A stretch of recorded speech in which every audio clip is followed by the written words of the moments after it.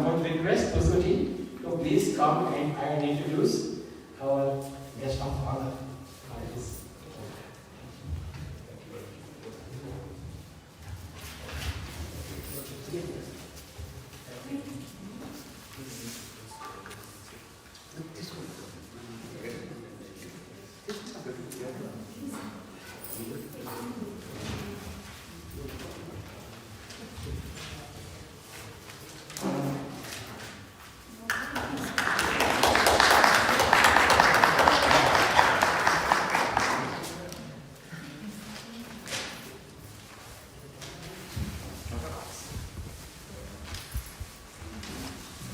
Thank you very much, Madhuraji. Thanks a lot. I would like to first thank you, Madhuraji, for giving me this opportunity to introduce Holy Swami. I think I feel very fortunate to introduce you to the crowd. Everybody knows everybody about you. Use the mic, please. Okay. So everybody has read about you, everybody knows a lot about you. So let me just add my 2 bits straight. Now, on behalf of the chairman, Madhuraji, and on behalf of the Board of Trustees of the Hindu Temple of San Antonio, devotees of the Hindu Temple of San Antonio, and our larger Hindu community, I extend a very hearty and warm welcome to Swami Ishwarananda Maharaj. We are all grateful to you, Swamiji, for consenting to be the chief guest on the occasion of the 34th anniversary of our temple. Thank you, Swamiji. Puja Swami Ishwarananda Maharaj, he hails from Coimbatore in Tamil Nadu, from where he graduated in software engineering. His early exposure to Chennai mission was through his uncle, who used to collect and listen to the Chennai Maharaj and his discourses. In Swamiji's own words in an interview, he stated, I quote, with your permission, Swamiji, with your permission, I quote you. I started as a skeptic, and as I listened, I was deeply impressed by the eloquence, language, presentation, and philosophy.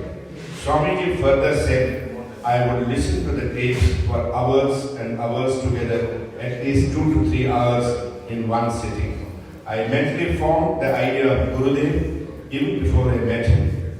He must be a genius and a great orator. So the urge to see him started in early 1984. His first meeting with Swami Ishwarananda Maharaj took place in 1986. Yes, Swamiji's inspiration to join the Chennai mission in early 1991 was Puja Swami Ishwarananda Maharaj. Till then, Swamiji, by profession, excelled in software engineering, which he pursued till he left to join the Sandipniya Sadhanalaya at Mumbai Ashram. During his induction, he was guided and trained by Swami Brahmananda. In March 2000, Swamiji received Sannyasa Diksha from Puja Swami Guru Tejavananda Maharaj and was ordained as Swami Ishwarananda. From 1995 onwards, Swamiji was placed in California, in USA. Swamiji currently resides in Tustin, California, and serves at the head of 2 separate Chennai mission centers, one in Tustin and the other in Bakersfield. From 2002 to 2004, Swami Ishwarananda became an Acharya of the 12th Vedanta course for Brahmacharis at Sandipniya Sadhanalaya, located in Mumbai. Swamiji has made umpteen contribution, a large contribution to the field of spirituality, from conducting training sessions, organizing seminars, and writing books. Swamiji is a speaker par excellence, which you all know and you will just experience that, on Vedanta, stress and mind management techniques, and related topics. Among his highly acclaimed writings, the 2 most prominent books include Conscious Living and Silent Search. Swamiji has given discourses on a variety of subjects like Bhagavad Gita, Vedanta, Kavyalaya, Namnitam, and Adi Shankaracharya. An accomplished master of Vedanta philosophy, Swami Ishwarananda explained the universality of spiritual teachings in a simplified manner for all the audiences to grasp and for seekers to implement techniques in their day-to-day living. Now, I don't want to come between you and the Swamiji, and again, a very warm and hearty welcome, Swamiji, to you. And Swamiji will be now delivering his first discourse on steps to external happiness through Vedanta philosophy. Thank you very much, Swamiji. We are blessed to have you here.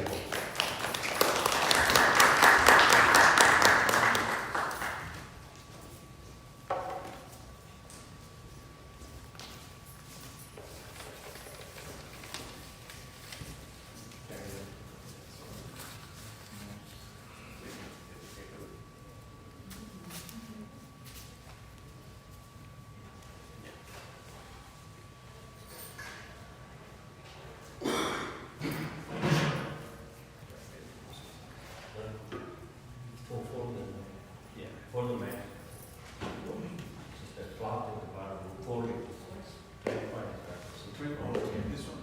Fold the mat, that the little cloth. Yeah.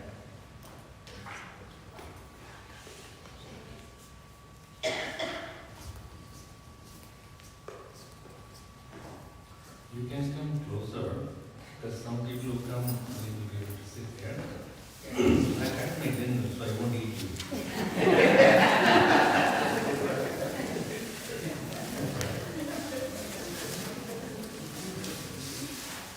This is the first program where we are starting exactly on time. Wow.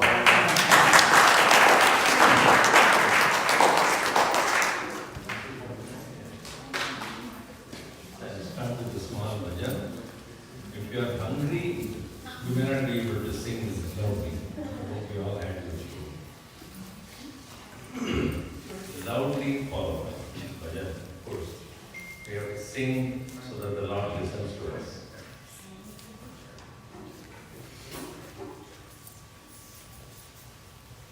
Shri Ram Vishayana Narayana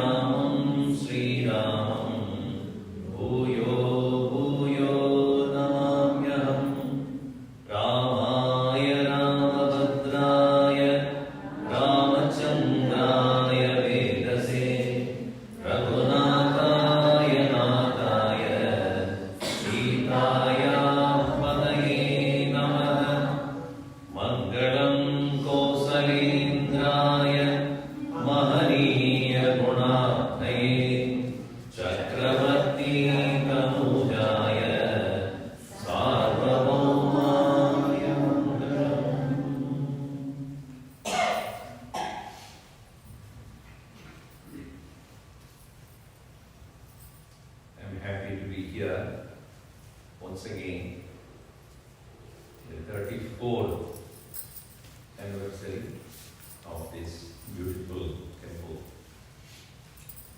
Many times I have come and I could see the growth every time, and I also watched the Facebook and other updates of the temple, and even Shivaratri was very beautifully done. I just was that. Thanks to all of you who have been continuously supporting as a community to make sure that the tradition and the religious atmosphere is maintained, which is very important.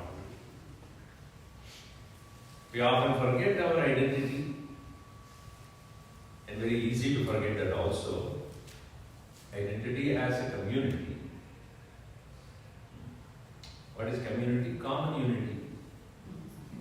What is to be recognized as a connecting link that needs to be maintained. So the topic that is given to me for these 2 days talk, pursuit of happiness according to spiritual scriptures, spirituality. Very often we don't understand what spirituality really means. I remember once when I was going to Canada, I made a mistake of telling them that I came for a spiritual lecture. Now they asked, what's your purpose of the visit? So I gave, I'm giving lectures on spirituality. Spirit. They were very afraid of me first. They were wearing this cloth and all. They were quite, what kind of a spirit? No, it's philosophy. Oh, okay. Spirituality, they don't understand. Religions usually center on concept of God. And ironically, what we find is we think that spirituality only is a branch of religion, or an offset of religion, or offshoot of religion. But it is not so. It's the other way around. Philosophy is the correct understanding of the reality, and religion is a practice of that. Our Swami Ishwarananda used to say, it's like science and technology. Which comes first? Science is first, and then how to adopt the science in our life is technology. Scientists are those who are trying to find answers to unanswered problems. And once they know how to approach that, then they make it into a practical thing to do. For example, I want to talk to somebody who is far away. How to do that? So the possibilities are first taken up. How do I do that? What is the way to communicate? So in the past also, when telephone was discovered or other communication developments took place, the concept was a hypothesis. Possibility. Science always looks at the possibility of things. Once I understand the possibility, then practicality of it. In today's world, we can talk to people thousands of miles away, sitting in one corner. But somebody thought about it first and looked at the possibility of it. Then they started to work on how to do it. In the same way, philosophy is about a possibility. That I can be free, that I can be happy. And how do I find that happiness? In what way? They started to think about it. First of all, you have to decide what do we mean by happiness. Everybody wants to be happy, right? Is there anybody in this room who doesn't want to be happy? Raise your hand. If you raise your hand, I'll give you a lot of unhappiness. Who doesn't want to be happy? Every one of us, everything that we do is for happiness only. Whether we come to the temple is that's also for happiness. Not coming to the temple also for happiness. Probably your spouse, husband or wife is sitting at home watching a TV. That's for happiness only. You try to bring your teenager boys here, girls. Why? I want to be happy. Don't bring me here. So you find happiness here, and your spouse or your own children don't find it. So every moment of our life, whatever we do is for happiness. No doubt about it. Nobody can question that. But first of all, we have to define what is happiness. And then we know how to approach it. That's the scientific method of doing it. So Hinduism as such, which is known as Sanatana Dharma, the reason why it is called Sanatana Dharma is because it is eternal truth. Not about God, not about a particular form of God, or worship, or belief. It's a system of thinking. And that was developed long back by great masters. Sanatana, the very word means eternal. Sana means sada. Atanam spread. Sanatana, ever spread, always. Eternal. Dharma is a method or I would say a law, a methodology, a system of thinking which has been eternally there. It does not have restrictions of caste, color, creed, religion, region, gender, none of those. That's why it is open to all. Anybody who is interested can go for it. No restrictions. Once Swami Ishwarananda was asked this question by a person, he asked, see, in Christianity we have Bible. We have a founder also. Christ is the founder of Christianity. Muhammad came as a messenger of God, or Islam. Buddha started Buddhism. Who was the founder of Hinduism? So Swamiji smiled and said, tell me, who is the author of science? Anybody? Who is the author of science? Can anybody say that? Because it is a system of thinking. It cannot. So long, the moment that people started thinking, it started. It's not that an individual who decided to start something. That's why I said Sanatana. It has no beginning. It has no person. There is no founder. So then that person continued. Well, if that is the case, we have Bible for Christianity or Quran for Islam. What is one book you call as the book for Hindus? Swamiji smiled and said, come to our library. Plenty of books. There is no one book can answer the question. Because the questions being many, when we start living, we want to understand so many different things about life, one book cannot answer that. That's why it is called Veda. Veda means knowledge. So the text that I am trying to cover in these two sessions, I will try to cover as much as possible, is Sadhana Panchakam composed by Bhagavan Sri Adi Shankaracharya. There the first thing he says is Vedaha Nityam Adiyakam. Study Vedas daily. Meaning what? You must continuously have the hunger to know. Because Veda means knowledge. Vidyate. So why do I read anything? Why do I pursue anything? We'll come back to the main topic. Why do we at all engage in anything? It's for the happiness only. So if you are studying also, it's for happiness only. You send your children to school or university for what?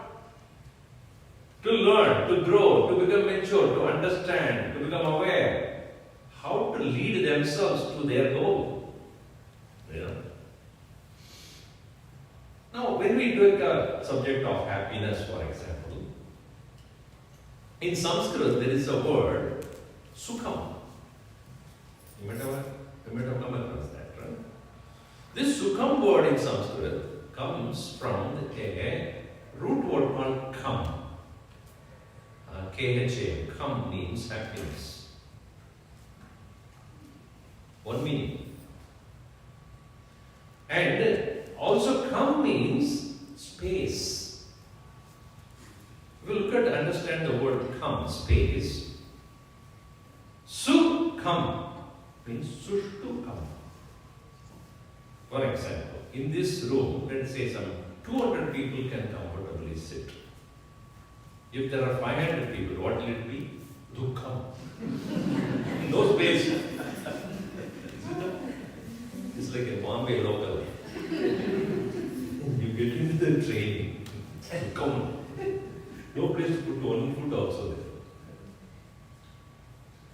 Whereas in this room of 200, if only 100 people are there, sukham. Like when you go to a flight in your from India, from here to India, see nobody is there. Sukham. Why more space? In the same way, when in your mind there is more space, sukham.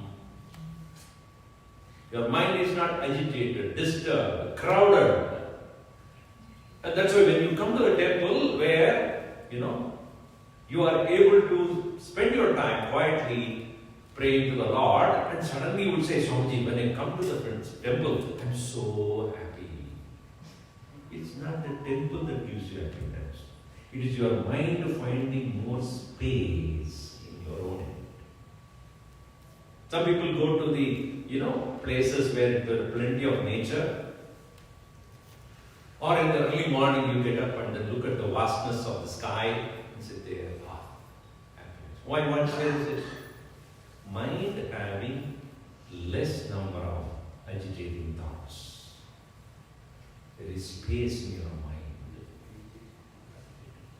That is called sukha. When the mind is crowded with thoughts, so many things that are getting into your head, you do not know which one to do first. Everything looks important. And you cannot decide. So many other contradictory thoughts are there. You can't stress. Dukkha. Good that he actually read out what he wanted to say. Some people on their adventurous spirit, they will introduce me without looking at the paper. That's when I get stressed. Once it so happened, I was giving a talk I was about to give a talk on success without stress. That was my topic. And the person who was organizing was doing everything and he got very stressed. And then he was also to introduce me as well. He came to me finally after sweating and all those things. Yes, now here I have to introduce. I don't need the paper. So, or he forgot whatever. So he said, here our Swamiji is there. He is coming to give talk on stress without success.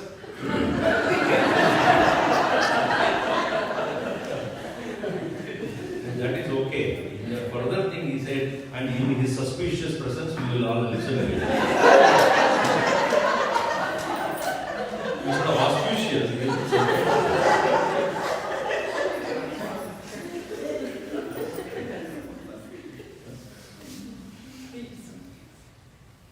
So, when the mind is free of many thoughts, then that is called Sukam Atyantikam Yattat Buddhigrahyam Atindriyam Veti Yatra Nacha Evayam Siddhastalati Tattvaha. This is what Bhagavan clearly says in Gita, 6th chapter. When a mind is able to recognize the everlasting happiness, Sukam Atyantikam Yattat Buddhigrahyam, which is known to the intellect, Atindriyam, beyond the senses. Veti Yatra Cha, when he comes to know that, Sthitaha Nachalati, then he won't move away from it. That's the goal that we need to look for, where we can find happiness without an external aid. That is, when our mind is free of any hangings, any attachment. That is exactly what we need to achieve. Let me broadly classify Sukham into 4 parts. Indriya Sukham, Prema Sukham, Tripti Sukham, Atma Sukham. Now, first one, Indriya Sukham we all know. When we want to eat something and when we eat that, there is a certain amount of joy that comes. Is it not? Long time you did not have Rasagulla, let us say. And so you go to a party, Friday, TGIF. So you go to a party and then there is a spread and the first thing you notice is a bowl full of Rasagulla. But by the look of it, you feel so joyful. You're already thinking about how soft it is and how it melts in your mouth. So by the very sight of it, in our Vedanta we say there are 3 stages of. By looking at it, that is first a level of sukha. Then second one is when it is already in your plate. And third one is when it is inside your mouth. Sukha, moda, pramoda. So let us say that you are very look of it, finally, after a long time I'm going back. And then you are already in a queue because X number of Rasulullah, you already counted how much will be there and how many people in front of you. And it doesn't match because there are only 10, there are 15 people in front of you. Now what do you do? Suddenly you will find a friend who is standing at the phone. Hey, how are you? Because you want to go in the front. You may not get. So you go in front of him so that you will go there, close up to that. Whether you like the other things or all, the first thing you put Rasulullah. So the moment it lands on your plate, it becomes moda. That's why Bhagavan Ganesha also carries that modaka. Modakam karodi. Modanam karodi modaka. Modak. So it's already in the hand or in your plate.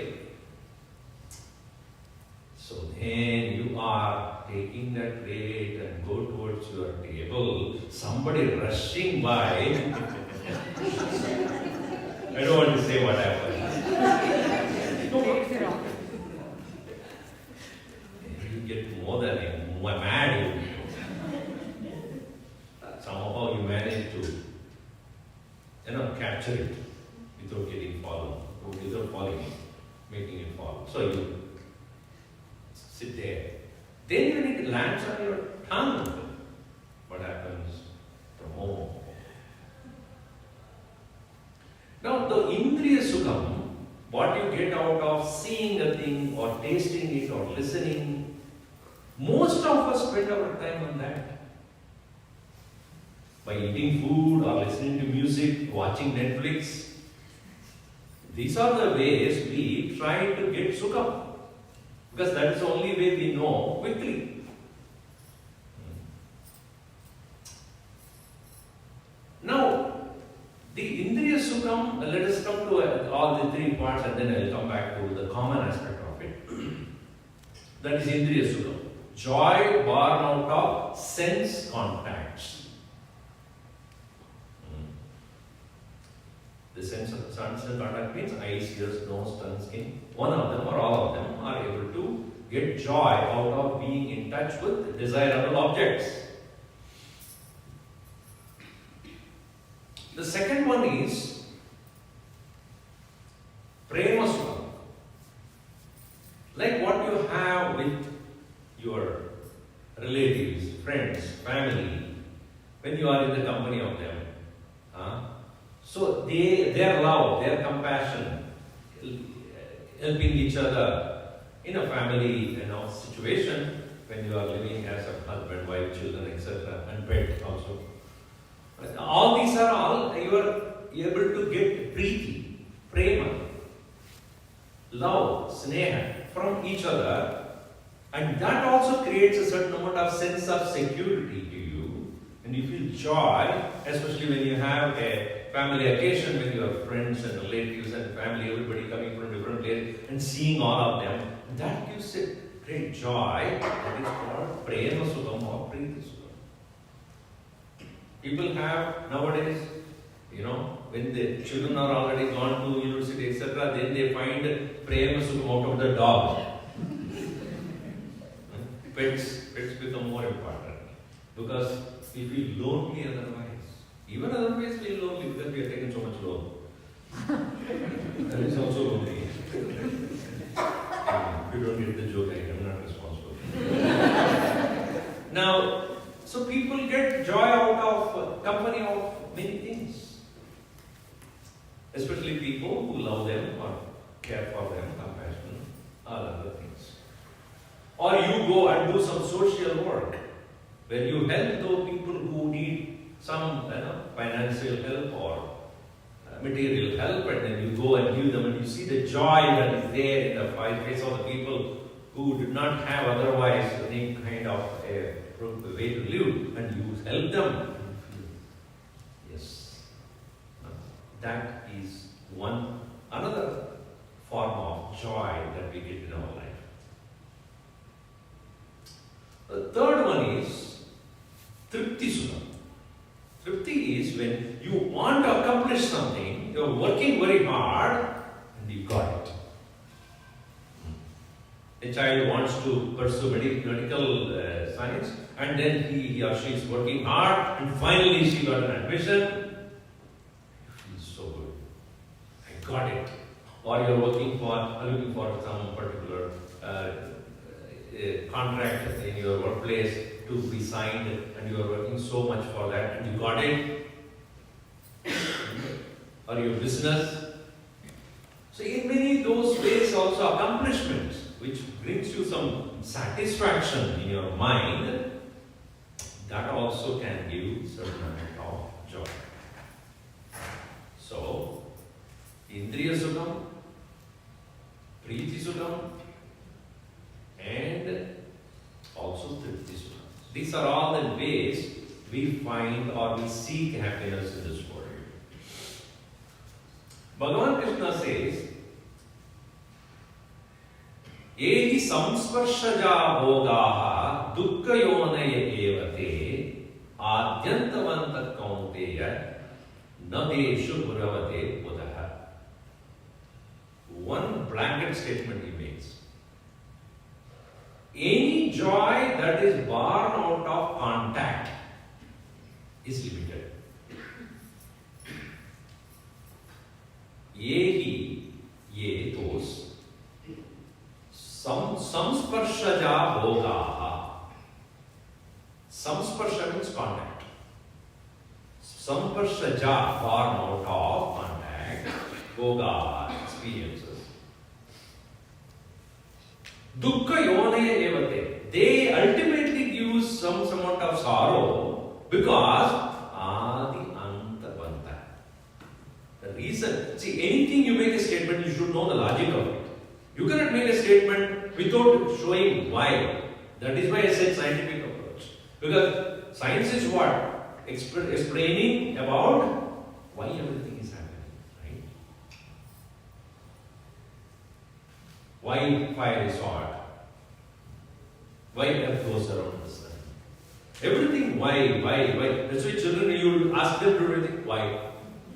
They become wise by asking why. But why is what is answered by the science. So you can ask this question, why do, oh Krishna, you are saying that the world, contact, bond, joys are all temporary? Adi antavanta kaunteya. Because they were not there before, they will not be there later. Only temporarily available to you. So long as you have contact with that object of joy. And we all know anything that has come in time will disappear in time too. Rasagula. How long it will be there in your tongue? 10 minutes. That's too much. 5 minutes. Even that is too much. Few seconds only it is there in your tongue. And you enjoy it in the next one.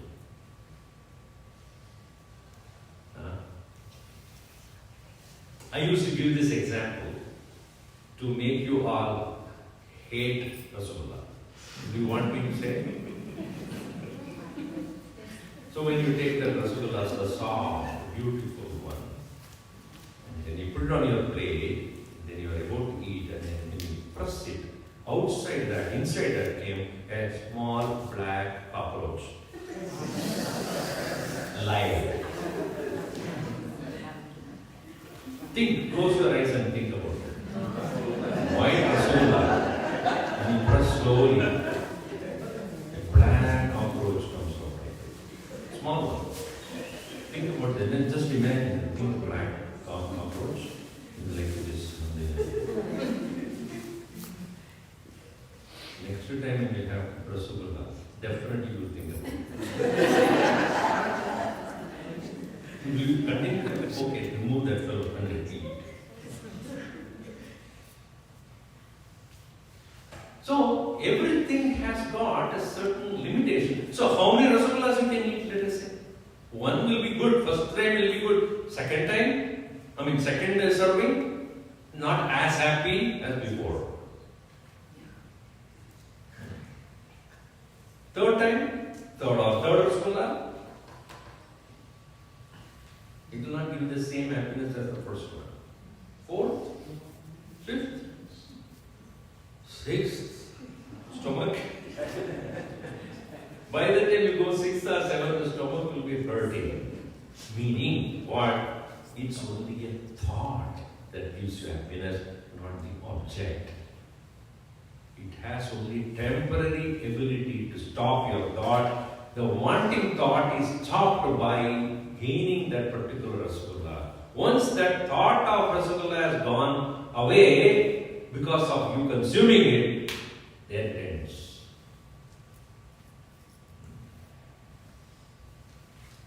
That's why you give a gap. Again, next Rasulullah will be tomorrow or day after. Why? Because if you immediately take, you will not get the same joy. So where is that joy then?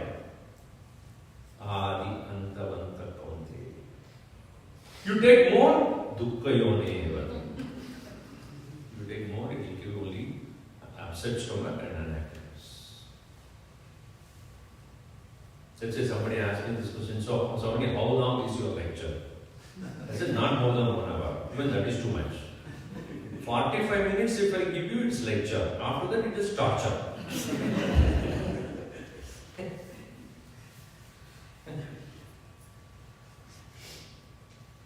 And that's what the end is. It's already 8:45? No, 8:38. So all these, whether it is the Indriya Sukham or Preeti Sukham, because in contact with the people only that joy. And if let us say that you are there in somebody's house and then I'm also staying in somebody's house because I'm staying there for 2 days. I said, I will stay 1 month. Then, in the beginning it's okay, afterwards it's a burden.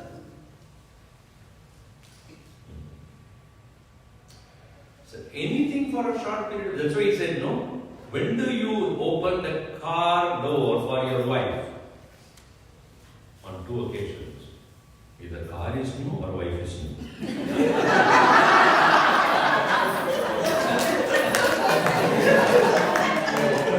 Afterwards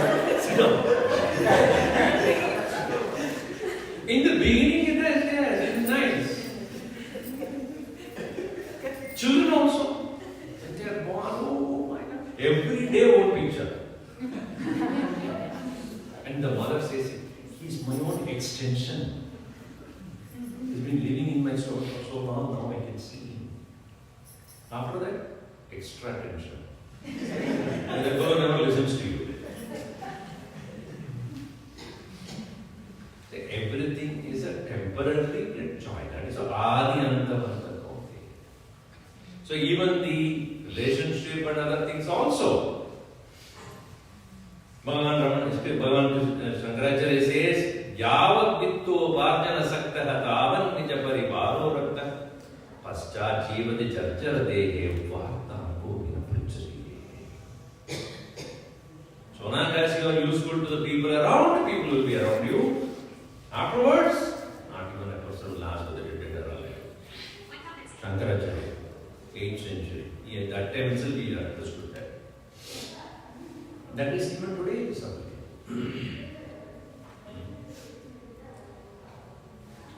Tripti Sukam also. You have gained something, accomplished something, then next one. Next one. I got the medical school admission, fine. Then, 8 years for me. One study. After that, then specialization. After that, right eye specialist. That fellow will not put the left eye down. Right eye specialization, that, and by the time you are 45. So even that accomplishment never ends. One is done, another one comes.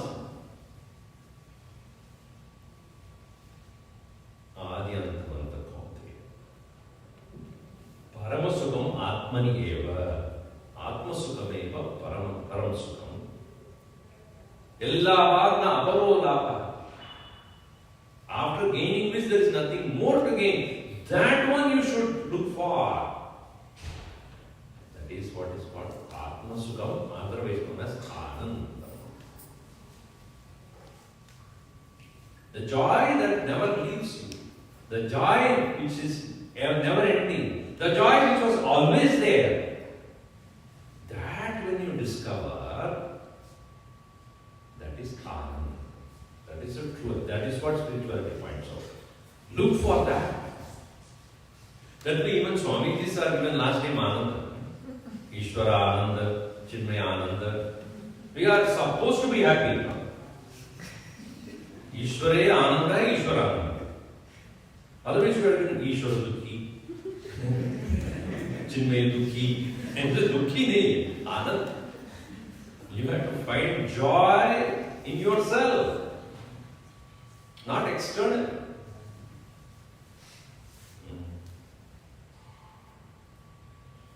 What is this Ananda? What is this Atma Sukham? That is what the spirituality is pointing out. Which doesn't begin, doesn't end, and also it is not temporary. To know that Vedo Nityam Adhiyata. How do I know? How do I discover that? Mahatmas who have discovered that have already written down the method of it. And that is what we call it as a true scripture. And that when we read or understand, when that input of the knowledge comes to us continuously, we are inspired to move towards that. Unless we read or unless we come in touch with those scriptures regularly, we tend to fall back on our usual, habitual ways of living. As I said earlier, when you are sending your children to school, what do you expect them to do? Think. Is it not? They go to the class every day, morning till evening. At the end of the day, you ask, what did you learn today? If you ask a teenager, what will he say? I don't know. When he is a small child, he will talk about it for the next 1 hour. Oh, my teacher said this, teacher said that, this or that. 15-year-old asked the question. What did you learn in the school today? I don't know. Whatever they say. No, but what do you expect the child to be at the end of 12 years of school? Carry many books? No. Here. Is it not? Through everyday exposure to the knowledge, the boy or the girl growing in understanding about himself or herself and the world and how to take decisions in life, how to meet life's challenges, how to do things correctly. So this maturity comes only because a constant input is given every day. How many of you are reading every day? Tell me. How many of us are improving ourselves to become better individuals? What steps we are doing? What steps we are taking? So Vedas are the very treasure house of knowledge, and they give you the means to think. How to think. Because as human beings, we are given the great privilege of ability to think, change and improve, which is not found in other living beings. If you find a sparrow building its nest, and it will bring the twigs and leaves and other things and builds the nests in the trees you might have seen, they never change the technology at all for millions of years. Same thing. Same thing they do. Leaves, twigs and other. They did not do glass door, fiberglass, reinforcement, cut cement. No. Same thing. Which they have done millions of years back, also the same thing. Why? Don't think. They have no question, they have no way of doing different from what they have been doing. They have been programmed. But do we? Should we? Is it not that we have made enough changes the way we live, the kind of food we eat, the way we communicate, the way we transport? We have continuously changed, but have we changed in the way we think about ourselves? Vedas are not about how to improve the world around you, but about you. How should you change? Is it not the 700 verses of Bhagavad Gita? Bhagavan Krishna is talking about what? Has he changed the war? Has he changed the purpose of the war? Has he changed even the people who are surviving the war? Nothing. He changed only how Arjuna would think about the war. You know? Nashto moha smritirlabdha. Now I understand why I am doing what I am going to do. Earlier I was afraid. I don't want to fight. How? By talking, Krishna could change his mind and think correctly. That is exactly what Vedas do. So therefore, Bhagavan Shankaracharya says, Vedo nityamadiyakam. Study. Yes, study is not to become studious, not to become a scholar, not to become a professor, not to become a lecturer. But by studying, you will come to know how to think better, how to approach life with a better understanding, how to meet the unavoidable challenges, how to not give up, how to pursue your final goal, how to move ahead, how to progress, how to become calm, how to become peaceful, how to become joyful, how to give joy to others. Tadudidam karma svanushtiyata. Not only just read those things, but continue to engage in actions as prescribed in that. Because the actions that are prescribed or indicated in those scriptures are meant for us to become more focused and calm within ourselves. It is not into the world. If you have any kind of ambition to change the world around you, please don't. Because the greatest and shortest way to become unhappy is to try to change the world. Right? Change your own husband or wife. Why go so far to the world? You will know how utter failure you will be. Because no one can change the other person unless the person wants it.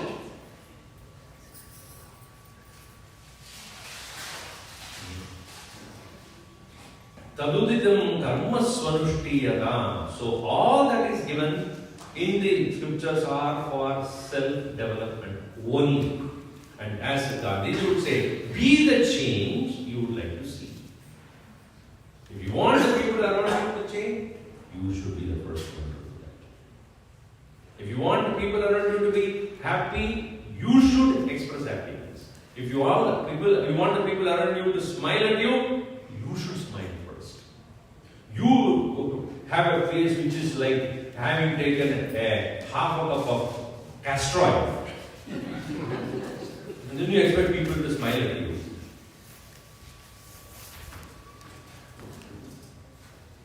If you want people to smile at you, you stop. So this self-improvement, self-growth, self-development is the very focus. That's why Bhagavan Krishna says, Yogina karma kurvanti sangam tektva atma shuddhaye.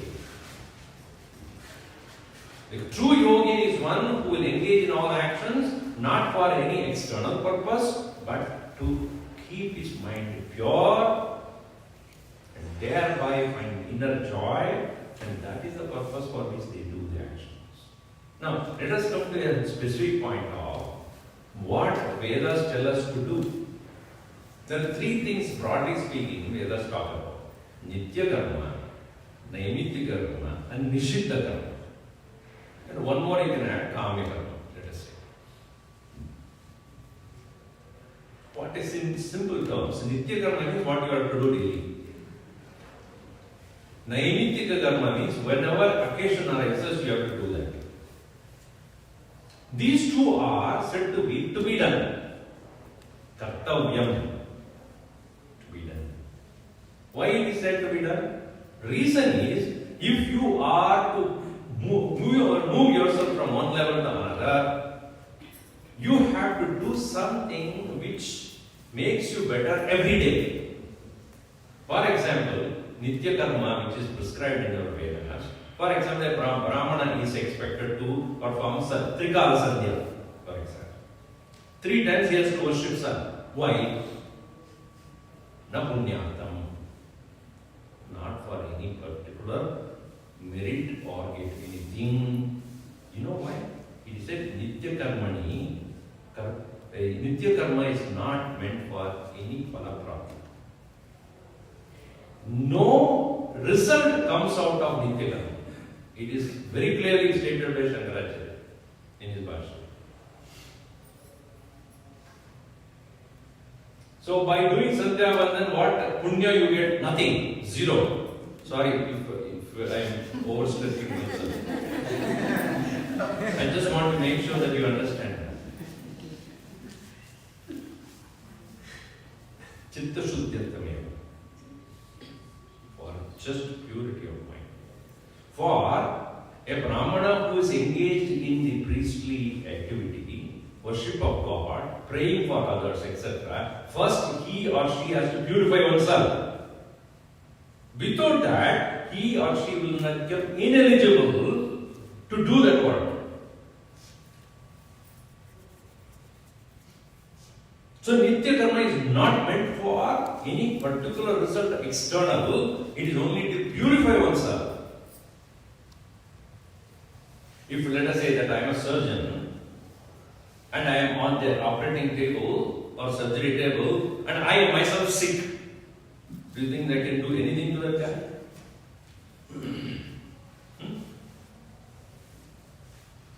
You go to a dentist who doesn't have teeth. You will not go.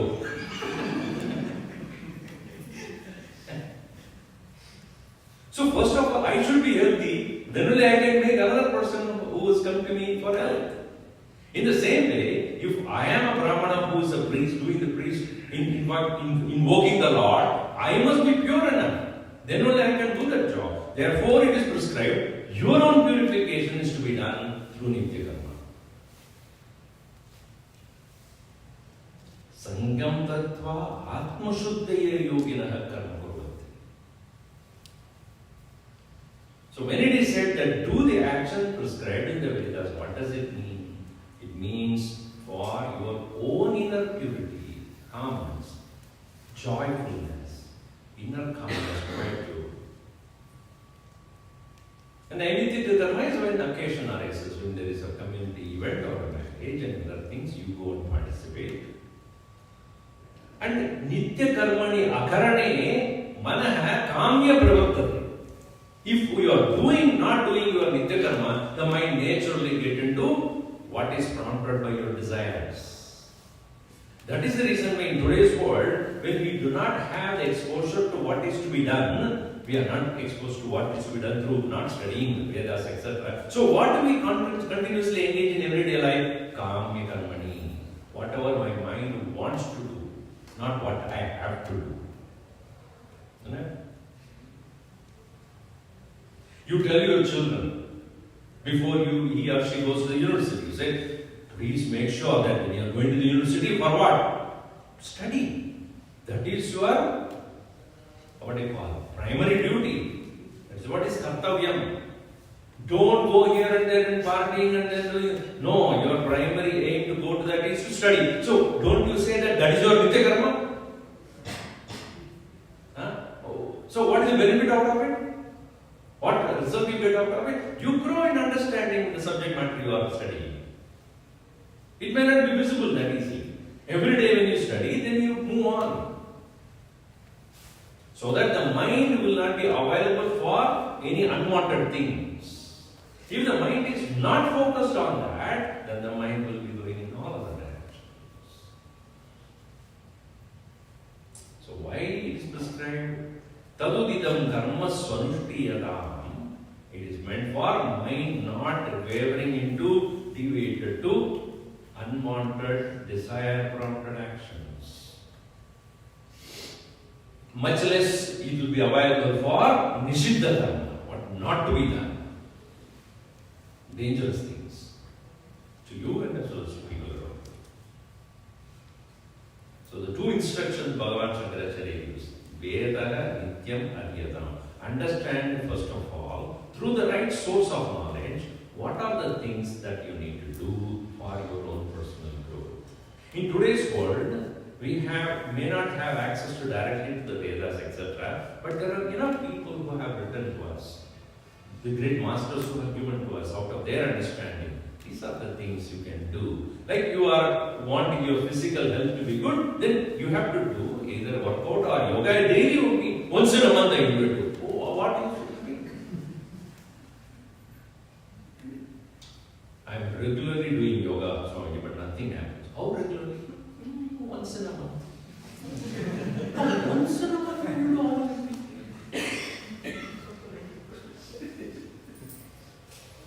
If you want really to help, improve your health, then you have to do it regularly. I do regularly Surya Namaskar, Swami. You see? Yeah. Early morning I get up, look at the Surya, Namaskar, and then go to sleep. That is my Surya Namaskar. So in every field you will find, unless you are constantly engaging in it, it is not going to help you at all. And here also again Shankaracharya says, when you are thus engaging in what is prescribed in the Vedas, through that, teneshasya vidiyatam apachitiki kamye madistyajatam. Tena karmana. By those very actions, ishasya vidiyatam, discover God. In your work you find God. He didn't say, go to some place, go to pilgrimage and find God. No, karmani ishwaram vidiyatam. Teneshasya vidiyatam. Ishasya. By that itself, the very work itself will bring you closer to God. And thereby, kamye madistyajatam. The mind thus engaged in the given work and finding great satisfaction in doing it and finding a joy and purity while doing itself, not waiting for a result to happen later, naturally does not itself deviate to engage in merely desires and sense organ driven actions. For example, if I want to improve my health, I will, many people ask, Swamiji, are you on diet? Yes. Why? Because I don't want to eat. Die eating. Therefore I am dieting. You can keep on eating and then you say, Swamiji, I do diet every Monday. How does it work? One Swamiji, I asked him, are you on diet? Do you take diet food? Yes, along with other food.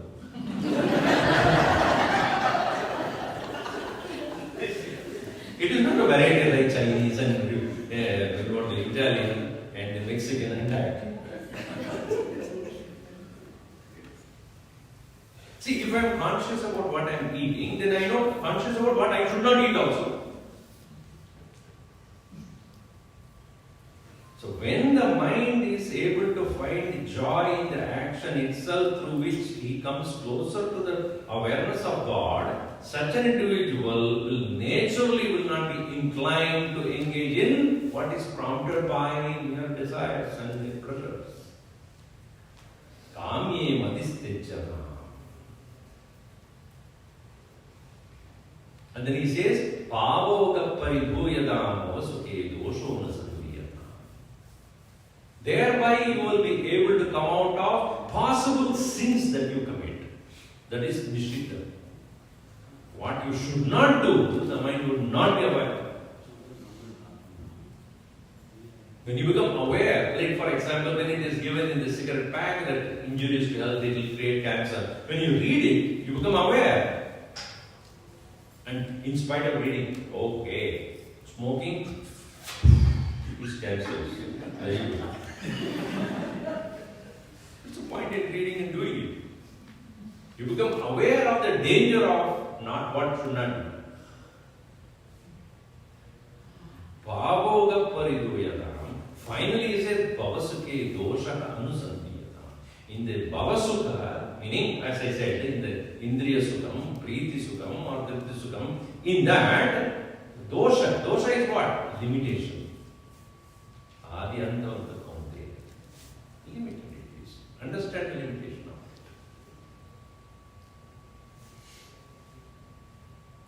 And only when you are able to focus on Nitya Naimittika and give away the Kamya Nishiddha, then you will naturally incline to find out what is that self which is blissful all the time. Atmaicha vyavasiyata. Cultivate the desire to know the Atman, the self. To find your own company great joy. Our Swami Gurudev used to say, if you can't find happiness with yourself, why do you inflict it on others? If you are not happy with yourself, think about the condition of others with you. They will be miserable. That's why you would say, cultured people give happiness wherever they go. Uncultured, whenever they go. Are people happy wherever you go or whenever you go? Find out. If you are happy within, then only you can give happiness to others. If you are miserable, then others will also suffer. So, Atma Ichcha Vyavasiyata. Find a joyful self. Nija Griha Turnam Vinidhyam. Then come out of your bondage of ego quickly. About which I will talk tomorrow. If the more I talk, it's a torture. 9 o'clock already, and then everything. Arati Om Sarve Bhavantu Sukhinah, Sarve Santu Niramaya, Sarve Pasrani Pashyantu, Mahastai Suddhava Bhaved, Om Shanti Shanti Shanti, Hari Om Sri Gurubhyo Namaha, Hari Om.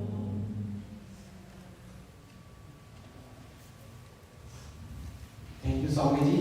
You left us with so many thoughts to think about, and you were taught must have raised some questions in the minds of our devotees sitting here.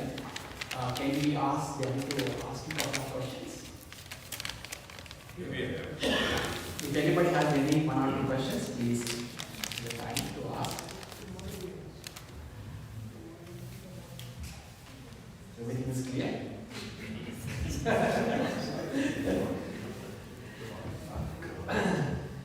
There are a lot of thoughts we because tomorrow we have a very, very big, busy day tomorrow. So I would like to say a few announcements for tomorrow's program. And one thing I took from your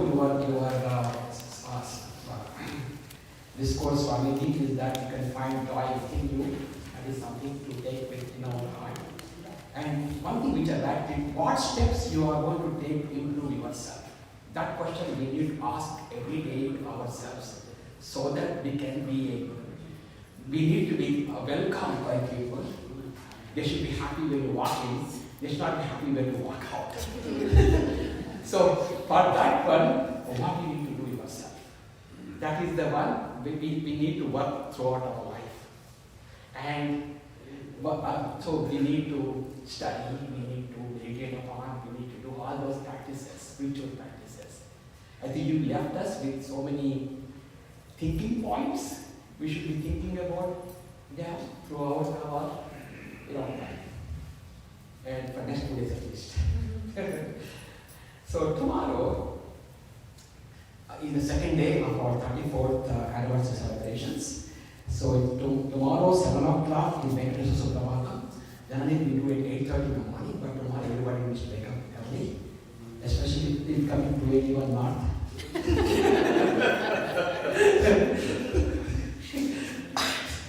And then we're going to 7:30 a.m. We're going to Kalasharadhana and Anjaneya Swami and Navagraha Abhishekam tomorrow. So we need all the volunteers who come regularly to help us in the Abhishekams. Please do come on time, so that we can start our homams starting around 9 o'clock. That's the plan. Then during that time, when we have this the homam tomorrow is Navagraha, Mrityunjaya, Rudra, Durga Sukta and Shamukha and Swami Ayappa Mantra homams are going to be conducted tomorrow, starting at 9 o'clock. And when the homams are going on in parallel, they are going to some activities in the temple. There is going to be Samuhika Vishnu Sahasranama Parayanam, and also the Samuhika Bhagavad Gita Parayanam by children who learned Bhagavad Gita. That group is going to come here, and also they will be chanting these specific stotrams. And afterwards, Swamiji's lecture is going to be at 11 o'clock.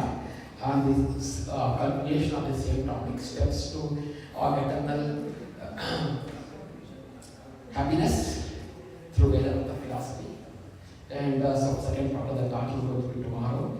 And tomorrow evening at 4 o'clock, there is going to be Abhishekam and Archana's Ardhanarishwara, and also Swami Ayappa, and Archana's Dula Parva and Radha Krishna. That is starting at 4 o'clock. At 6 o'clock, there is going to be a cultural program. A lot of practices are going on. So there will be plenty of programs, plenty of dances and music tomorrow, starting at 6 o'clock. We hope to wrap it up by 8:45. That's our goal tomorrow. So we'd like to invite everybody to come and attend these programs.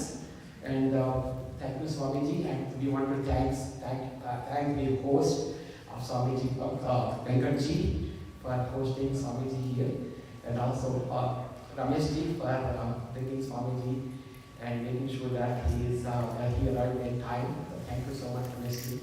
And you will Radhika Ben. She is the one man.